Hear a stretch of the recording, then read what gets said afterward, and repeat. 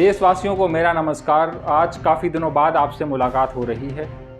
मुझे पूरा यकीन है कि आप हमें भूले नहीं होंगे और पहले की भांति अपना प्यार जरूर देंगे।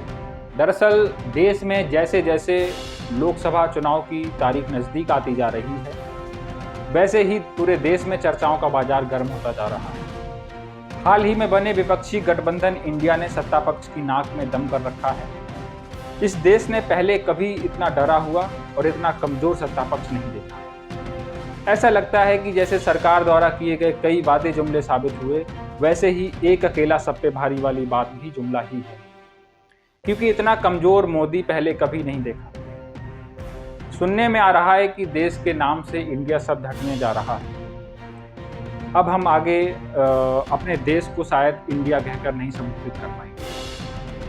पिछले तमाम संकेतों ने इस तस्वीर को साफ कर दिया कि बहुत जल्द इसको लेकर सरकार कोई ठोस कदम उठाने जा रही है। दरअसल बीते दिनों G20 की बैठक संपन्न हुई। बैठक में शामिल होने के लिए पहुंचे तमाम देशों के राष्ट्राध्यक्षों को भारत की महामहिम राष्ट्रपति श्रीमती द्रौपदी मुर्मू ने रात्रि भोज पर आमंत्रित किया। सभी को भेजे गए आमंत्रण पत्र में प्रेसिडेंट ऑफ इंडिया की बजाय प्रेसिडेंट ऑफ भारत लिखा हुआ था। यह तब और साफ हो गया जब G20 की पट्टी पर इंडिया के बजाय भारत लिखा हुआ था। मीडिया रिपोर्ट्स की माने तो ये संभावनाएं हकीकत में बदलती हुई दिख रही हैं, क्योंकि जब से विपक्षी गठबंधन का नाम इंडिया रखा गया है, तब से देश के तमाम बड़े बड़े नेता इंडिया शब्द के नकारात्मक भाव को देश के सामने प्रस्तुत करने का प्रयास कर रहे हैं। मैं अगर बात करूं देश के प्रधानमंत्री नरेंद्र मोदी की, तो उन्होंने इंडिया नाम की कई नकारात्मक परिभाषाएं देश के सामने रख दी। इंडिया शब्द का जिक्र संविधान में है, इंडिया दैट इज भारत। भारतीय मुद्रा में भी है, रिजर्व बैंक ऑफ इंडिया, एवं सरकार कई योजनाओं में भी इंडिया शब्द का इस्तेमाल किया गया है, जैसे skill India, Khelo India, digital India, make in India, और इसके अलावा भी कई प्रोग्राम हैं जिसमें इंडिया शब्द का इस्तेमाल किया गया है।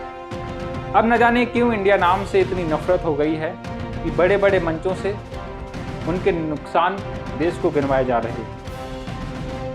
राजनीति के लिए देश के नाम के साथ इस तरह का खिलवाड़ शायद देश का कोई भी नागरिक बर्दाश्त नहीं करेगा। एक बात और कहना चाहता हूं कि कोई पार्टी विशेष के लोग यह तय नहीं करेंगे कि देश का नाम क्या होना चाहिए।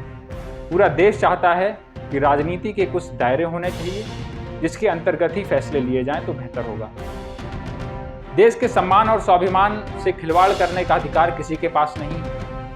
अब देखना होगा कि 18 से 22 सितंबर तक चलने वाले विशेष सत्र में क्या फैसले लिए जाते हैं। हालांकि अभी तक यह साफ नहीं हो पाया कि विशेष सत्र के दौरान किन मुद्दों पर चर्चा की जाएगी।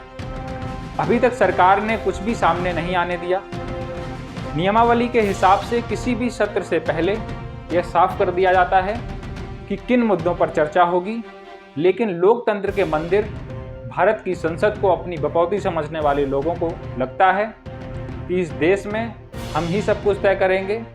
भारत के हर नागरिक को अपनी नैतिक जिम्मेदारी को समझना होगा और संविधान को कैसे सुरक्षित रखा जाए, इस पर विचार करना होगा।